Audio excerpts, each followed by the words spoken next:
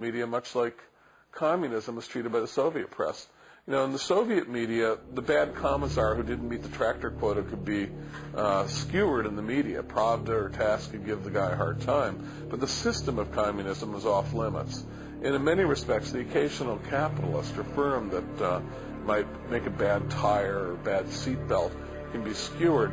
But the system as a whole is always off limits. In my entire political life, not one reporter has ever come up to me and said, Bernie, you know, the average worker is today working longer hours for low wages than 25 years ago. What the hell are you doing about that? Why do people have to work 50 or 60 hours a week? Bernie, what are you going to do about the plants that are being shut down in Vermont where companies are moving to China? What are you going to do about that, Bernie? Never been asked me. Why not? Because those are questions that the reporters are not allowed to think about. You are, in a sense, you know, people say, well, do you think, Bernie, that there's a conspiracy, that Jack Welch is on the phone with every reporter for NBC telling them what to ask? Of course not. But what goes on, there's a framework of thought that you are allowed to have. And it goes from here, it goes to there. And everybody kind of has the same mindset. You know, this story plays, this is a lead because it, you know, it screams. This is a, you know, everybody kind of has the same approach to it.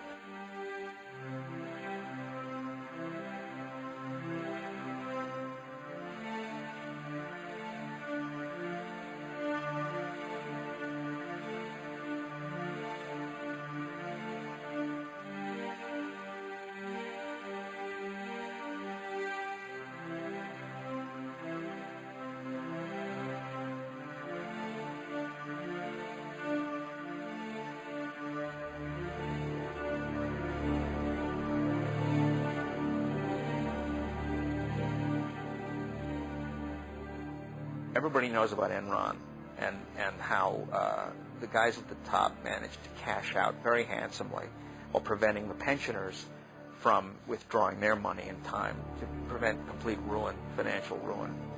Well, I mean, there's a history behind this, you know. George Bush, who is, of course, a good friend of Kenneth Lay, cashed out in exactly the same way, you know, as a major shareholder in Harkin.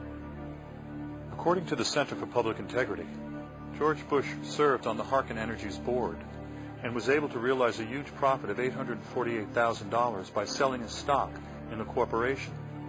Harkin had concealed its losses by selling some of the firm's assets to a group of insiders and declaring a profit. Shortly after he sold, the stock price plummeted. He reported the sale to the SEC 34 weeks late. Bush was on the audit committee and the restructuring committee. He claimed he didn't know. I propose some tough new standards for corporate reform. Like you all, I took a look out there and saw a problem. And the problem was we had some folks who were trying to fudge the numbers. We had some people who decided they weren't going to tell the truth when it came to their assets and liabilities. The Harkin inside trading story was reported by the Center for Public Integrity 7 months before the presidential election, but the mainstream media chose not to report the story. This represents a kind of insider trading. It's obviously epidemic at the top. In the 2000 election campaign, the mainstream news media hinted that Al Gore was a liar. At the same time, the press ignored or glossed over serious questions about George Bush. From repeated allegations that he had gone AWOL to inside trading. Is there a connection between Bush's avowed policy to completely deregulate big media and their see no evil news coverage? Call it a coincidence. You know, they'll cover whatever they damn well please, and it's not going to get in the way of the bottom line. It's not going to cost a lot of money to produce, and it's generally not going to upset the powers that be, of which they are a major part themselves. And that's where we are as a country, and it's really grim to watch. It's very depressing. Bush made millions of dollars as governor of Texas, and his father is now making millions of dollars as a worker for Carlyle, making millions of dollars thanks to the policies of his son. His son has all around him in the White House and throughout the government all kinds of people from Lockheed Martin. And Lockheed Martin's making out like a bandit because of the war on terrorism.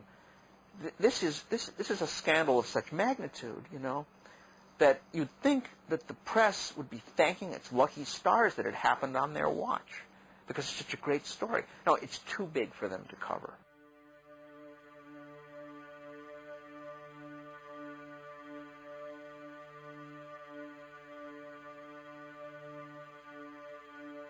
We know what to do with someone caught misappropriating funds, but when confronted with evidence of a systematic attempt to undermine the political system itself, we recoil in a general failure of imagination and nerve.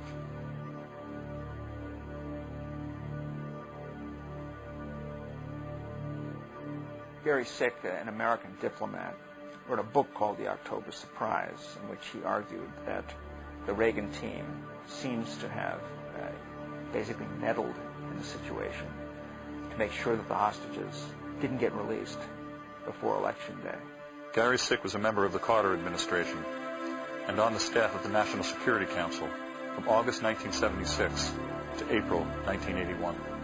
According to Mr. Sick's congressional testimony, quote, "In the course of hundreds of interviews in the U.S., Europe, and the Middle East, I have been told repeatedly that individuals associated with the Reagan-Bush campaign of 1980 met secretly with Iranian officials to delay the release of the American hostages until after the presidential election. For this favor, Iran was rewarded with a substantial supply of arms from Israel." End quote. According to Mr. Sick, low-level intelligence operatives and arms dealers are no Boy Scouts. End quote. Their accounts were not identical, but on the central facts, they were remarkably consistent. Because of my past government experience, I knew about certain events that could not possibly be known to most of the sources. Yet their stories confirm these facts. Again, quoting Gary Sick, "From October 15th to October 20th, 1980, events came to a head in a series of meetings in Paris. Accounts of these meetings vary. There is, however, widespread agreement on a number of points. 1. William Casey, Reagan's campaign manager, was a key participant. 2. Iranian representatives agreed that the hostages would not be released prior to the presidential election on November 4th. 3. In return, Israel would serve as a conduit for arms and spare parts to Iran." Quote, "At least 5 of the sources who said they were in Paris in connection with these meetings insist that George Bush was present for at least one meeting. 3 sources say they saw him there. Former President George Bush denied being in Paris." According to Sick, immediately after the Paris meetings, things began to happen. Iran publicly shifted its position in the negotiations with the Carter administration, disclaiming any further interest in receiving military equipment. Again, according to Sick, between October 21st and October 23rd, Israel sent a plane load of F-4 fighter aircraft tires to Iran in contravention of the U.S. boycott and without informing Washington. There was a congressional investigation into this claim eventually. It was grossly inadequate. It was a real whitewash. A lot of questions were never even entertained, much less answered. In 1991, a congressional committee, led by Democratic Congressman Lee Hamilton, declared there to be no credible evidence linking Reagan's team with a delay in the hostages' release. In 2 contemporaneous magazine articles, charges of an October surprise were discounted. According to Mr. Sick, quote, "After listening to the evidence, one of the former hostages I spoke with said simply, 'I don't want to believe it. It's too painful to think about.'" Whatever the truth of the October surprise may be, what is undeniable is that the story is a career graveyard for journalists seeking to work in the corporate mainstream. If you read what the hostages themselves had to say later in their various reminiscences of the experience, and you read some of the press coverage in depth, you find that the Iranians were guarding the hostages, had their stopwatches out. I mean, they were waiting for a particular moment to let those hostages run into